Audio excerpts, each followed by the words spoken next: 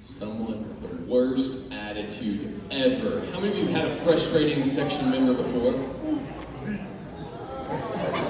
Oh, we need an intervention. All right, put your hands down. Well, think of where that attitude comes from. It's usually not the music and the playing and the movement. It's usually much deeper than that, and that you need to check on them first. We talked about this in the leadership sessions yesterday.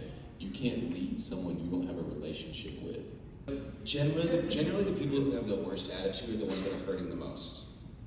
And a lot of that's going to come from insecurity or like you do not know what anybody else is dealing with in their personal life. So maybe that attitude is because of a variety of other things that aren't even rehearsal.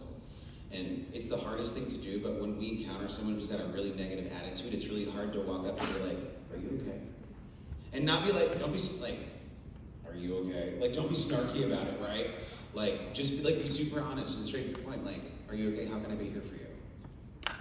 Unless you don't have the mental space for it, and that's totally okay. But like, hey, can I be here for you at some point?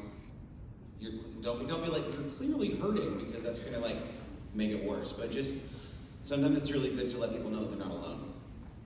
You know, just like maybe someone just needs you to be there next to them while they go through something. You don't need to say something, you don't need to say nothing, you don't need to put a hand on the shoulder.